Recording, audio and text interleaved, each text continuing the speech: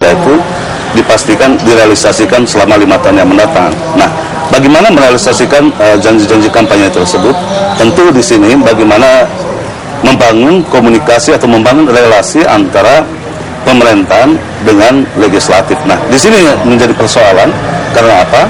Karena Jokowi JK itu didukung oleh 4 partai politik. Total suara di DPR itu hanya 207 atau 39,9%, tidak mencapai setengah. Kalau dari 560 kursi DPR itu setengahnya sekitar 280.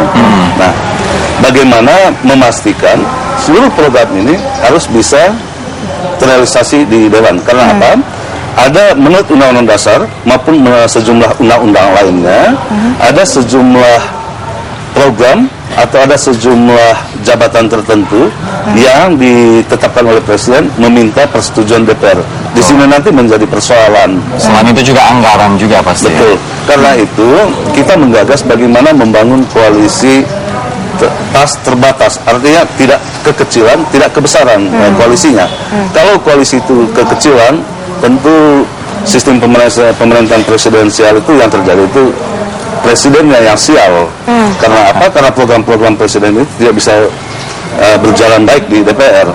Kalau koalisinya kebesaran, presidensial itu berpotensi menjadi presidensialan. Karena apa? Presiden bisa suka-suka, karena didukung oleh kekuatan yang kuat di parlemen. Nah, yang bagus itu adalah koalisi pas terbatas, kira-kira sekitar 300 kursi. Kalau Jokowi JK sekarang itu baru 207 kursi, dibutuhkan lagi sekitar 280 lebih kursi untuk bisa memastikan seluruh programnya bisa disetujui DPR. Karena itu tidak ada jalan lain. Harus menambah 1 sampai 2 partai koalisi lagi untuk kalau dia menarik misalnya dukungan Golkar, berarti akan terjadi total suara itu 298 atau 53%.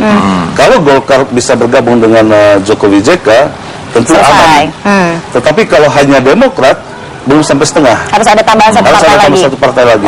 Itu intinya. Bung Gaudens, kalau kita melihat kedewasaan berpolitik sekarang, apapun nanti posisi yang diambil oleh partai yang sekarang masih di koalisi merah putih begitu ya, apakah akan bergabung atau tetap menjadi oposisi begitu, apakah akan ada kedewasaan berpolitik dalam arti menjadi oposisinya sehat atau justru banyak menjegal-jegal? Kalau kita lihat sejarah dari partai-partai yang ada sekarang ya, termasuk yang di koalisi merah putih maupun di koalisi Jokowi JK, hampir tidak ada yang konsisten bersikap. Kalau kita lihat di 2004 dan 2009 misalnya, banyak partai yang tadinya ngotot di luar pemerintahan, tetapi ketika ditawari toh masuk pemerintahan juga.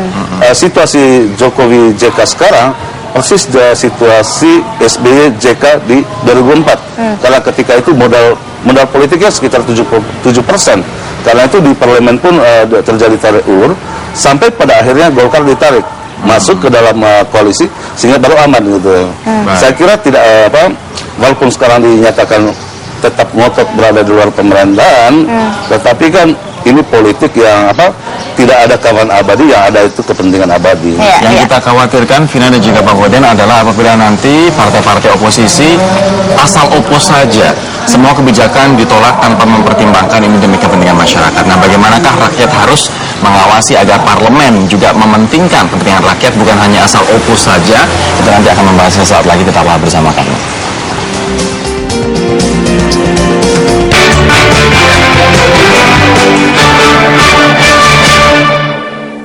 Gunadarma World Class University.